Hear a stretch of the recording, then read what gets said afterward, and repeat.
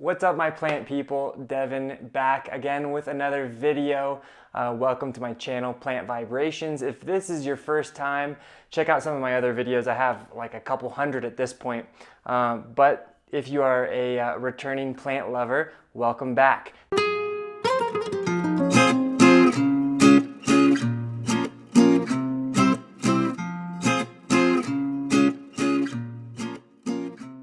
Today I wanted to talk about one of my favorite statement plants inside the home. That is the tree philodendron.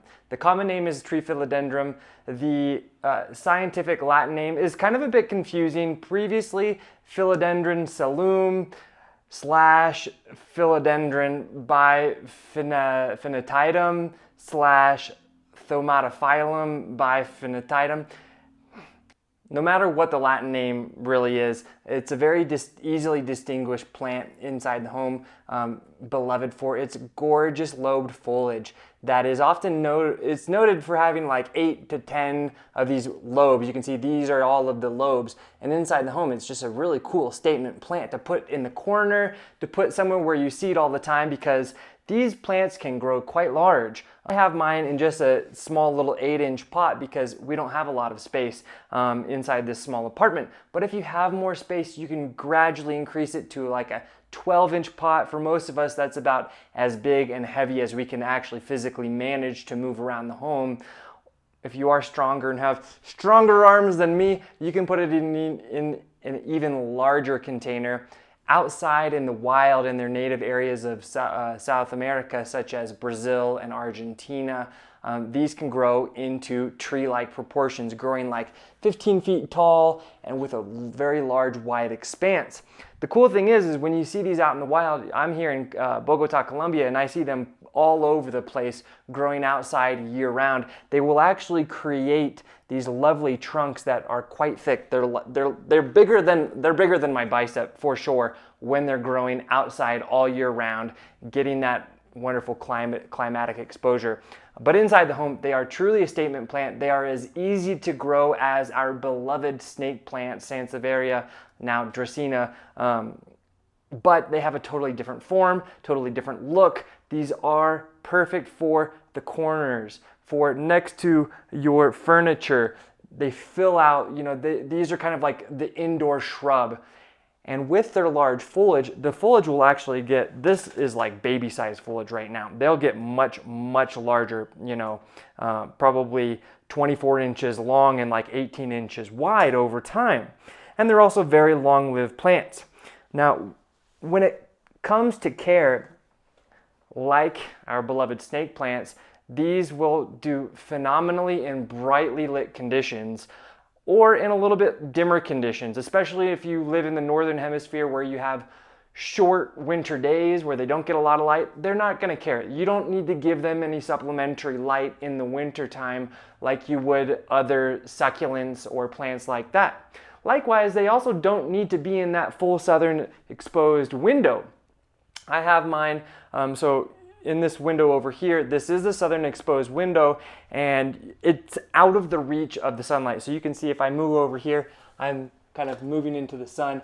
I keep mine a little bit further out, and I reserve that extra sunny area for plants that really need that high level of sunlight all the time.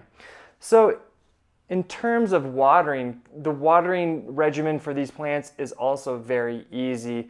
They have very thick, robust root systems that will graciously use the water when you give it to them, but you don't need to be, really overly concerned about the watering regimen for these plants like some of our other plants like anthuriums might need to be babied with the water. These plants I water this one about once a week. It has these beautiful roots that use up that water. It dries out and then I water it again. It's really that simple.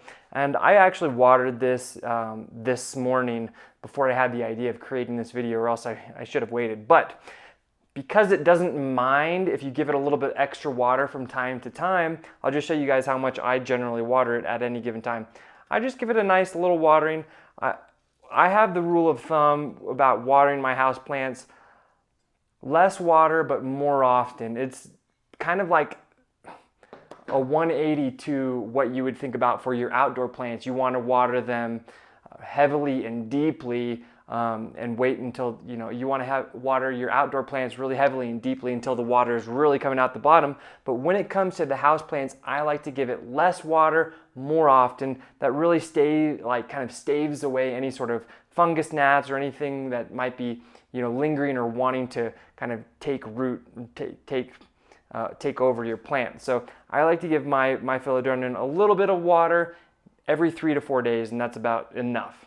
Now, if you have these large leaves, you can see they will get a little bit dusty. It's normal. It's just like any piece of furniture in your home, except for this is living furniture. Now, when it comes to cleaning these leaves, I have a dry towel, and I normally just kind of dust it off like that, and that really does the trick.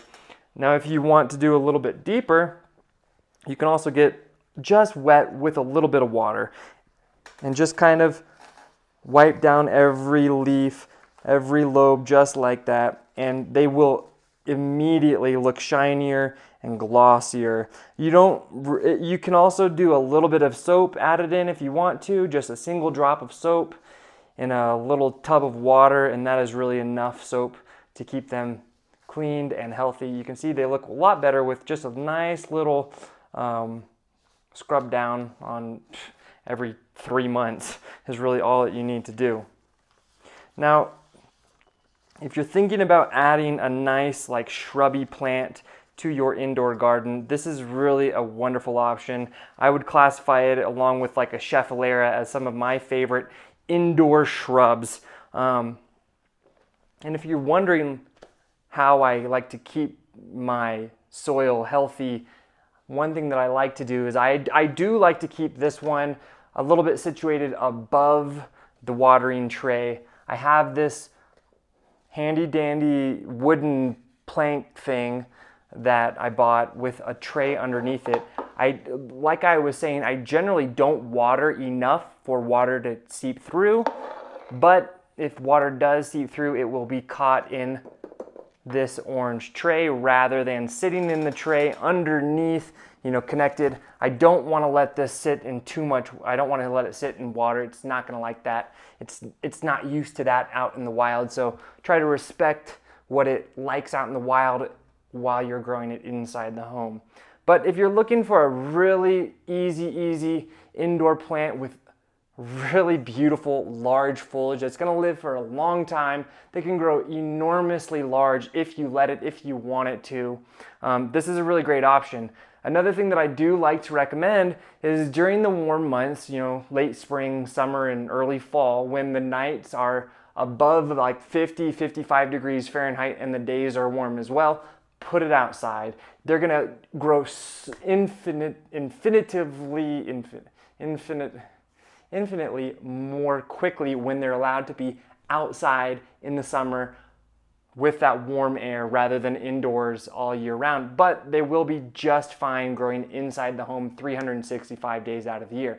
Now, if you do move it outside in the summertime, make sure to gradually do so. I have other videos showing how to gradually move your plants outside for the summer, because these would definitely burn if you just place it out in the direct light. Furthermore, even once they've adjusted to the full light, you don't need to put this in full direct southern exposed sunlight. Morning sun is exactly what these plants would want to thrive and to grow and to bring you that beautiful plant life joy. I think that covers just about everything. Fertilizing is another thing. If you want to grow your plants a little bit more quickly, I typically will fertilize all of my house plants about once a month, in just a really kind of like low-key balanced 10-10-10, or sometimes I'll do like a 10-20-10 if I want to, if it's a heavily flowering plant. This one is not a super, it's about the foliage, so a balanced fertilizer is perfect. Oh yeah, I should mention about the flowers. They have pretty indiscriminate flowers. The flowers aren't that cool. Okay, they're cool, but they're not anything showy. It's really about the foliage. One interesting thing about the flowers of this tree philodendron, like some of the other aroids, some of the other Araceae family plants, is that they create these sprays, which are their flowers that actually create outside. They create a lot of heat actually. It's really quite interesting. And outside in the wild, when they do create those flowers and release that heat, it attracts the pollinating bugs that they want, which is kind of cool. That's kind of a side note. For most of us, if we're growing them indoors all year round, they're probably not going to get flowers. They're probably not going to grow trunks that are 4 inches thick or grow 15 feet tall either. But they will stay into beautiful plants that are going to grow inside our homes all year round, year after year after year. Anyways, I hope you enjoyed the video. If you have any further questions, make sure to comment below your questions and I will certainly answer them. And stick around for more videos. I try to post them every single week. A short video during the week and a longer video in the weekends so we can stay up to tune with all of our plants that we love and adore. Anyways, I'll catch you guys later. Ciao.